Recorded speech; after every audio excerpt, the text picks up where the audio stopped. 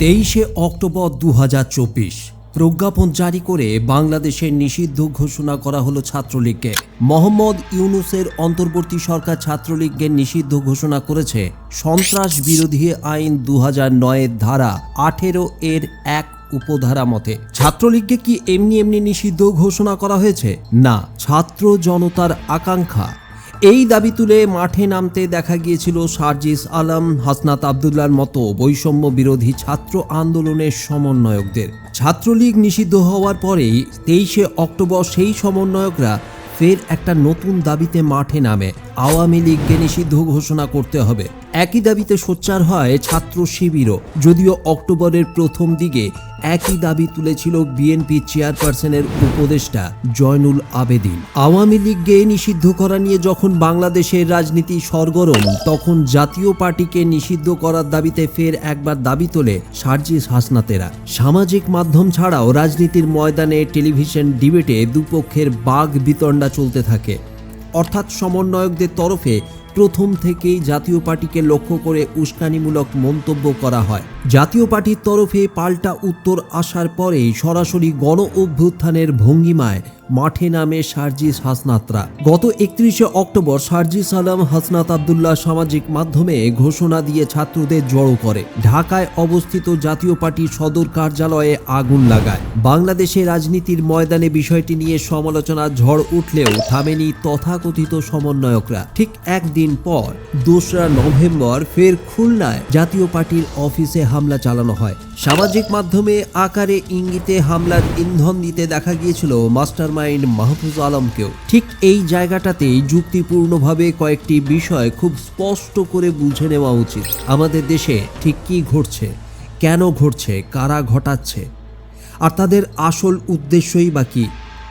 ঘটনা প্রবাহ যা ঘটছে তার থেকে স্পষ্ট, বর্তমানে বাংলাদেশের সর্ববৃহৎ দল বিএনপিকে ধুলোয় মেশানোর পরিকল্পনা নিয়েছে ইউনূস বাহিনী। একথা কেন বলছি? তাহলে পুরো প্রতিবেদনটি মনোযোগ সহকারে দেখলে এবং কিছুটা যুক্তি খাটালে এই বিষয়টি পরিষ্কার হবে।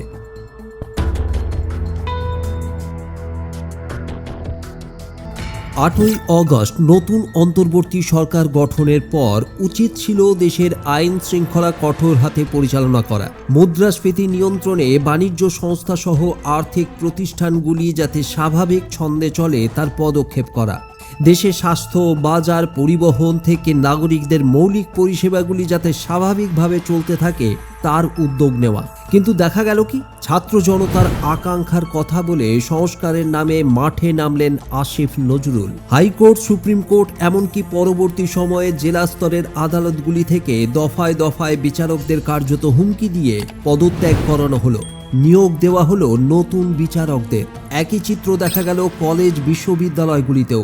শিক্ষক থেকে উপাচার্যদের হেনস্থা, প্রাণনাশের হুমকি দিয়ে পদত্যাগ করানো হয়। বাদ গেল না সচিবালয় থেকে পুলিশ প্রশাসনও। অন্যদিকে জেল থেকে জামিনে বের করে দেওয়া হলো কুখ্যাত অপরাধী থেকে নিষিদ্ধ সন্ত্রাসীদের। তার পরিবর্তে আওয়ামী লীগের ছোট থেকে বড় নেতাকর্মীদের, দেশপ্রেমী বুদ্ধিজীবীদের লাগাম ছাড়া মামলা দিয়ে জেলে পোরা হলো। যারা সামাজিক মাধ্যমে ইউনূস সরকারের বিরুদ্ধে সামান্য সমালোচনা করছেন তাদেরই ফ্যাসিস্ট সরকারের দোসর বলে মামলা দিয়ে জেলে পোরা হচ্ছে। ফল যেটি দাঁড়াচ্ছে, চোর, ছিনতাইবাজ, ডাকাত, ধর্ষক, জঙ্গিরা জামিনে ছাড়া পাওয়ার পরেই পুরো বাংলাদেশ হয়ে উঠছে তাদের মুক্তাঞ্চল। গত 3 মাসে অপরাধের মাত্রা বেড়েছে 500 গুণ।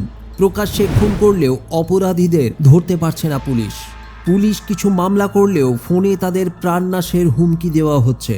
ফলে এখন দেশের গরিব গুরব খেটে খাওয়া মানুষগুলো বুঝতে পারছেন 5 অগস্টের পর যে স্বাধীনতা এসেছে তা আসলে কাদের হাতে রয়েছে।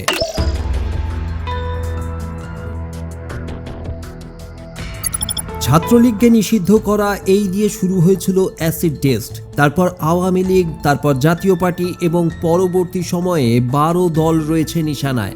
বাংলাদেশের মাটি থেকে আওয়ামী লীগ ও তার সহযোগী দলগুলিকে নিশ্চিহ্ন করাই এখন তথাকথিত সমন্বয়ক সার্জিস, হাসনাত, নাহিদ, আসিফ, মাহফুজদের মূল লক্ষ্য। আপনারা অনেকেই হয়তো ভাবছেন আওয়ামী লীগ এবং তাদের সহযোগী ফ্যাসিস্ট দলগুলিকে সাফ করা উচিত। এটা যদি ভেবে থাকেন তাহলে দেশের মানুষ ভুল পথে চলছেন, কারণ এরপর তালিকায় রয়েছে বিএনপিও। তারা বাংলাদেশের রাজনৈতিক কালচার বদলের নামে তারা সকল পার্টিগুলোকে, রাজনৈতিক পার্টিগুলোকে ধ্বংস করবে একে একে, এক এক করে। আওয়ামী লীগ ছিল লাঞ্চ, জাতীয় পার্টি ব্রেকফাস্ট, বিএনপি হবে ডিনার। এখনই সময় সমস্ত রাজনৈতিক দলগুলোর জোট বাঁধার, না হলে কারো অস্তিত্ব রাখবে না, একে একে ধরবে। এবং প্রতিবার লুটতরাজ করলে তো ওরা ফয়দা পায়, লুটতরাজের মাল নিয়ে যায় না। সার্জি সালুকে ধরা, অ্যারেস্ট করা উচিত, সমন্বয়কারীদেরকে অ্যারেস্ট করা উচিত, উচিত না? যদি আইন প্রয়োগ সুষ্ঠু হয়। আরে ডক্টর ইউনুসকে অ্যারেস্ট করা উচিত। হ্যাঁ, ইউনুস বাহিনীর তালিকায় যে বিএনপি রয়েছে তার ইঙ্গিত অনেক আগে থেকেই মিলেছে। আমাদের কিন্তু সবাই শত্রুগণ্য করবে, আমাদেরকে আওয়ামী লীগও শত্রুগণ্য করবে আমৃত্যু যতদিন পৃথিবীতে বাইসা থাকে। আর বিএনপিরটা এখনো বোঝা যাইতেছে না, এদেরটা বোঝা যাইতেছে না। এরা শুরুর দিকে শুরু করে দিয়েছিল, পরে আবার একটু এখন আমাদের তারেক জিয়া সাহেবকে দেখা যায় খুব পপুলিস্ট বক্তৃতা দিচ্ছে, মানে আমরা যা শুনতে চাই তাই বলে। এখন আমি জানি না এটা আসলে কতদিন পর্যন্ত রাখবে। আপনি যা শুনতে চাইতেছেন এখন উনি তাই বলতেছেন। দেশে যে নতুন অনির্বাচিত শক্তি ক্ষমতায় আছে তারাই যে নিজেদের হাতে ক্ষমতা ধরে রাখতে চায় তারই ইঙ্গিত দিয়েছেন একাধিক উপদেষ্টা। আমরা মনে করি যে বাংলাদেশের একটা প্রজন্মান্তর ঘটে গেছে। বাংলাদেশের তরুণরা বাংলাদেশকে নতুন করে পথ দেখিয়েছে। ফলে বাংলাদেশের সকল ক্ষেত্রে আসলে তরুণরা নেতৃত্বে আসবে, এটা সকলের প্রত্যাশা। সেটা রাজনীতি, সমাজ, অর্থনীতি সবকিছুতেই তরুণরা নেতৃত্বে আসার জন্য প্রস্তুতি নিচ্ছে।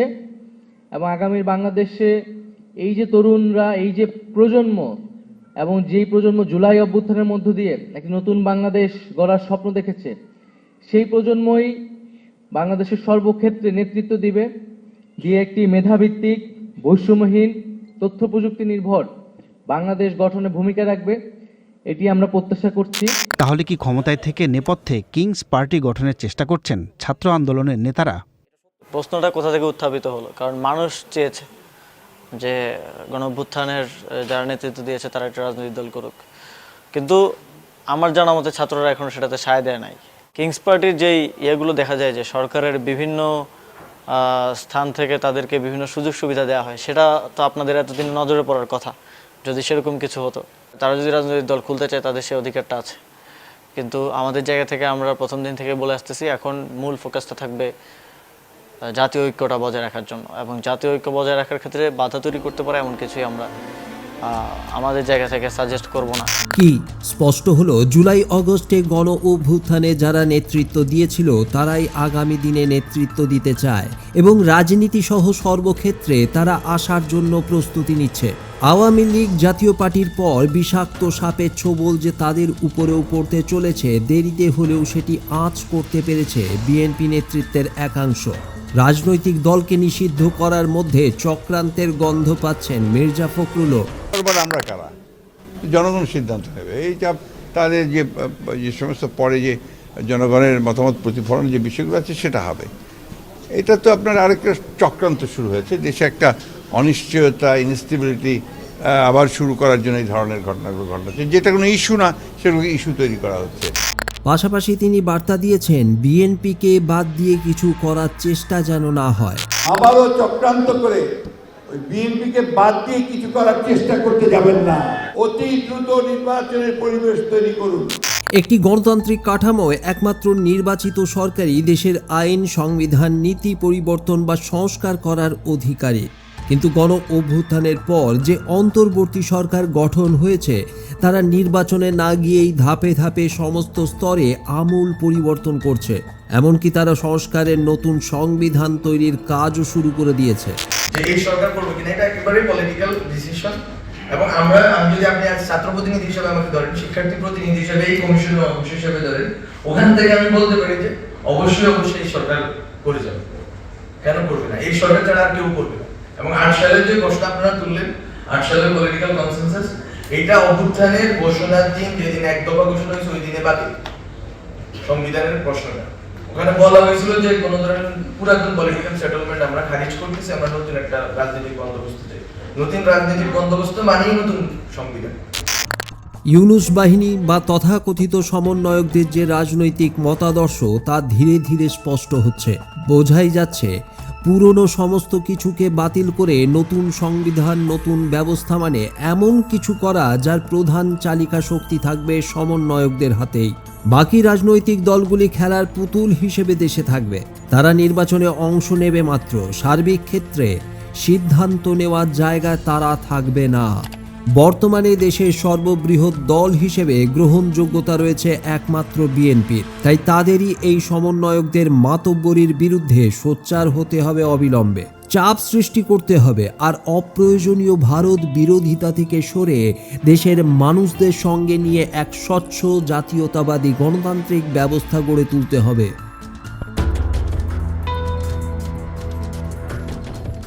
বাংলাদেশে বর্তমানে রাজনীতির ময়দানে নেই আওয়ামী লীগ। বলা বাহুল্য, বর্তমানে দেশে নির্বাচন হলে একক সংখ্যাগরিষ্ঠতা নিয়ে ক্ষমতায় আসবে বিএনপি। তাই তথাকথিত সমন্বয়কদের হাতে দেশের রাজনৈতিক মাঠ ছেড়ে না দিয়ে নিজেদের অবস্থান স্পষ্ট করুন। দেশের আর্থিক অবস্থা বেহাল, মুদ্রাস্ফীতি বাড়ছে লাফিয়ে লাফিয়ে। নেপাল, মালদ্বীপ, শ্রীলঙ্কার অতীত ও বর্তমানের দিকে তাকিয়ে বাস্তববাদী সিদ্ধান্ত নিন এবং ভারতকে নিয়ে অন্যায্য বিরোধিতা বাদ দিয়ে সুসম্পর্ক গড়ার চেষ্টা করুন। বাংলাদেশের উন্নয়নের কথা ভেবে স্থিতিশীল সরকার গঠনের রূপরেখা এখন থেকেই তৈরি করুন এবং সন্ত্রাসবাদ ও জঙ্গিবাদের কাছে মাথা যাতে না নোয়াতে হয় শীর্ষস্তরে তার সিদ্ধান্ত নিন। 5ই আগস্টের পর দেশে এক সার্বিক সংকট দেখা দিয়েছে। সেই সংকট মোকাবিলায় দীর্ঘমেয়াদী কী প্রশাসনিক পদক্ষেপ করা যায় তার পরিকল্পনা এখন থেকে তৈরি করুন। কারণ দেশের আইন শৃঙ্খলা, মুদ্রাস্ফীতি, বেহাল আর্থিক পরিস্থিতির হাল ফেরাতে অন্তর্বর্তী সরকার কোনো পদক্ষেপ করেনি, করছেও না। সর্বোপরি দেশের প্রত্যেকটি ছোট বড় রাজনৈতিক দলের সঙ্গে আলোচনা সমঝোতা করে এমন একটি মঞ্চ গড়ার চেষ্টা করুন যেখানে সমন্বয়কের মুখোশে কোনো ফ্যাসিস্ট শক্তি জাঁকিয়ে না বসতে পারে।